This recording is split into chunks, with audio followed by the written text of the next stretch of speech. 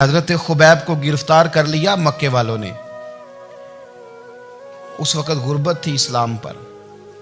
مکے میں سارے لوگ اکٹھے ہو گئے اور چوک میں پھانسی دینے لگے حضرت خبیب کو. کہنا آسان ہے، کرنا بڑا مشکل ہے. بندہ جیل میں الجھ جائے تو میں نے بڑے بڑے سیانے لوگ معافیاں مانگتے دیکھے، بڑے بڑے لوگ کہتے دیکھے ہیں کہ یہ کام بڑا. قید تنہائی بذات خود ایک مصیبت ہے. آپ کو اکیلا رہنا پڑ جائے نا، یہ لاک ڈاؤن ہوا ہے تو لوگ نفسیاتی مریض بن گئے. اکیلے رہنا، تنہا رہنا کوئی چھوٹا کام ہے؟ حضرت خبیب اکیلے، اور مکے کا دور اور چاروں جانب کافر، اور چوک میں جب پھانسی پہ لٹکایا جانے لگا تو ابو سفیان بولے اور بول کے کہنے لگے یار بندہ کوئی کام کر کے بڑا پچھتاتا بھی ہے کہ یار نتیجہ کیا نکلا. تو معاذ اللہ آپ کا بھی نتیجہ تو پھانسی ہے، تو آپ کا کیا خیال ہے؟ یہ آپ یقین کریں کہ لوگ صحیح ساتھ چلتے ہیں، تھوڑی سی دشواری اٹھانی پڑ جائے تو کہتے ہیں میں گاڑی ٹھیک تھا، پر انہی پتھروں پہ چل کے اگر آ سکو تو آؤ. میرے گھر کے راستے میں کوئی کہکشاں نہیں ہے. لوگ نا میٹھا میٹھا کھانا چاہتے ہیں، تھوڑا کڑوا آ جائے تو مصیبت بن جاتی ہے. کہتے ہیں سارے فلانے سے پیار کریں گے تو میں کروں گا، سارے مخالفت بھی کریں گے تو ہم انشاءاللہ پیار ہی کریں گے. یہ کیا بات ہوئی کہ ہم زمانے کا رنگ دیکھ کے چلیں گے؟ اب بعض لوگ پچھتا رہے ہوتے ہیں.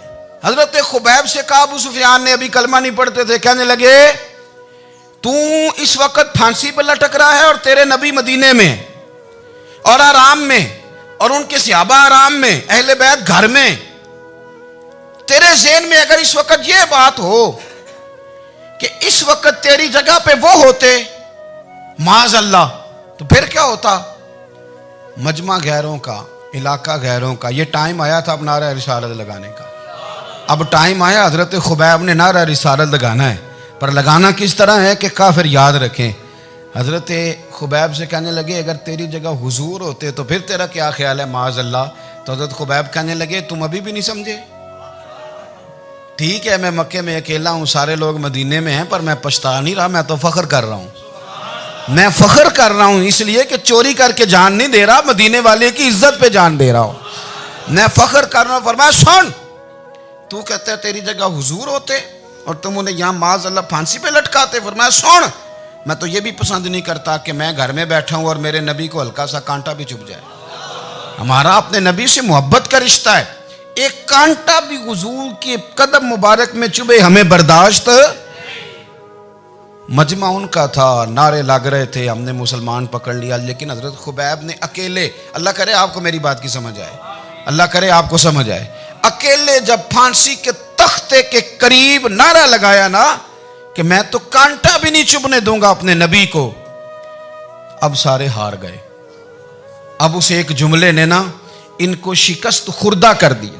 اب بول کچھ نہیں سکتے تھے، گردنیں جھک گئیں. اور جب سناٹا چھایا تو ابو سفیان ساتھ والے سے کہنے لگا باقی ساری باتیں اپنی جگہ پر ہیں، پر اصحاب محمد سے پیار تو بڑا ہی کرتے ہیں نا. اور وہ کچا رنگ للاری والا جیڑا چڑھدا تے لیندا رہندا، اے عشق تیرے دا رنگ محمد چڑھ جائے پھر نہیں لیندا. کہا یار پیار تو یہ کرتے ہیں نا، اس میں کوئی شک والی بات؟ اس پیار سے کافر ڈرتا ہے. نبی پاک کے ساتھ جذباتی وابستگی، حضور کے ساتھ غلاموں کا جذباتی رشتہ، اور نبی پاک صلی اللہ تعالی علیہ وسلم کی آمد پر تشکر کے جذبات.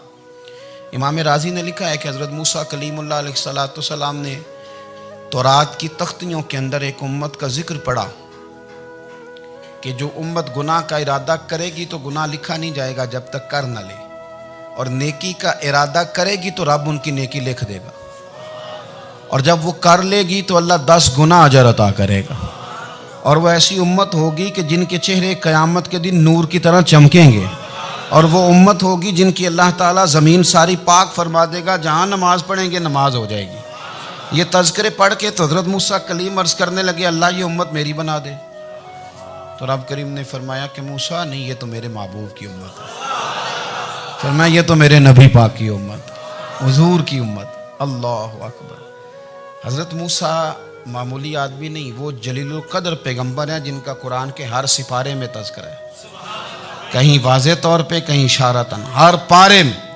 اور حضرت موسیٰ اللہ کے وہ نبی ہیں جو رب سے ڈائریکٹ باتیں کریں کوہ طور. کہا اے موسیٰ یہ امت تو میرے نبی کی ہے. تو حضرت موسیٰ علیہ السلام عرض کرتے ہیں، امام راضی نے لکھا ہے، کہتے ہیں اے اللہ پھر مجھے اپنی نبی کی امت میں شامل کر۔ وہ یار ہمیں لوگ کہتے ہیں میلاد نہ مناؤ، جس امت میں آنے کے لیے حضرت موسیٰ نے دعا مانگی، جس محبوب کی غلامی کے لیے، ہمیں تو دعا بھی کوئی نہیں مانگنی پڑی، اللہ نے فضل سے ہی مدینے والے کا غلام بنا دیا۔ تو ہم حضور کے تذکرے نہ کریں، ہم تشکر نہ کریں، ہم نبی پاک صلی اللہ تعالی وسلم کی نعت نہ پڑھیں، ہم حضور کے آنے پر جشن کا اظہار نہ کریں۔ ہر وہ جائز طریقہ جس سے اظہار خوشی ہو سکے وہ میلاد پہ کرنا چاہیے، اور اس کے لیے اسباب بنانے چاہیے۔ امت کا ایک جذباتی انداز ہونا چاہیے نبی پاک کے ساتھ، ایک وارفتگی، ایک ذوق، ایک طبیعت کے اندر وجدان۔ نعرہ مطلب اس طرح نہ ہو کہ بس چل رہا ہے کام، میں نہیں ہوں قائل، میں کہتا ہوں پہلے تو کوئی لگائے نہ، اور پھر نعرہ جب لگتا تھا نا تو مسلمانوں کے یہاں نعرہ لگتا تھا تو بڑے بڑے لوگ کانپ جاتے تھے۔ صوفیاء نے لکھا ہے کہ حضرت عمر نے جب کلمہ پڑھا نا تو 39 بندے کلمہ پڑھتے تھے، تو نبی پاک نے رات کو دعا مانگی، اے اللہ عمر کو مسلمان کر کے اسلام کو عزت دے۔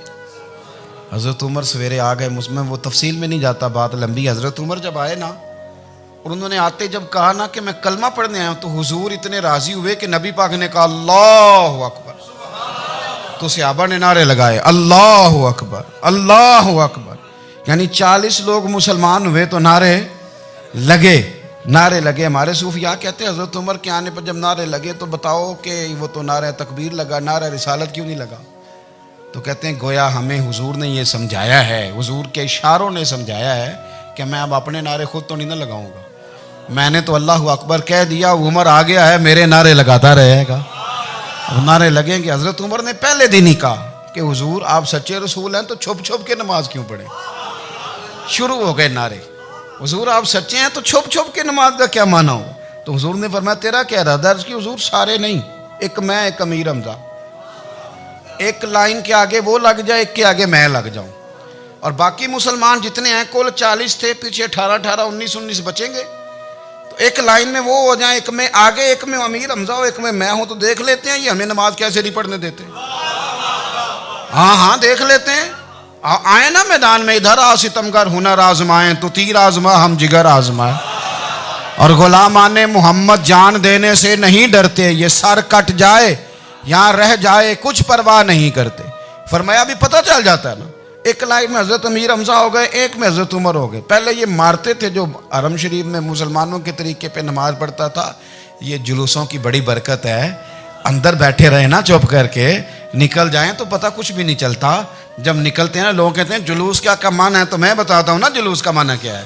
حضرت عمر نے باہر نکلے 2 لائنوں کا جلوس، لمبا بھی کوئی نہیں، بندے بھی 40، اور جناب فاروق اعظم باہر نکلے تو عمر کا نعرہ، عمر کا، حضرت عمر نے یوں کر کے آستینیں بازو کی چڑھا لیں، اور اپنے گلے میں جو ان کے رومال تھا نا اس کو یوں سینے پہ باندھا، اور اس ہاتھ میں تلوار تھی تو یوں کر کے باہر لہرائی، کہنے لگے او مکے کے کافرو ادھر آؤ میرے سامنے، جس نے اپنی بیوی بیوہ کرانی ہو، جس نے بچے یتیم کرانے ہوں، وہ آئے میدان میں، مصطفیٰ کے غلام آج سڑکوں پہ نکل آئے میدان میں، ہمارے سامنے ہمارا مقابلہ کرے، آئے نا میدان میں، ہم نکلے ہیں، اب ہم یہاں کعبے میں اعلانیہ نماز پڑھیں گے، ہم پڑھیں گے، طاقت ہے تو آؤ نا ہمارا مقابلہ کرو، آؤ۔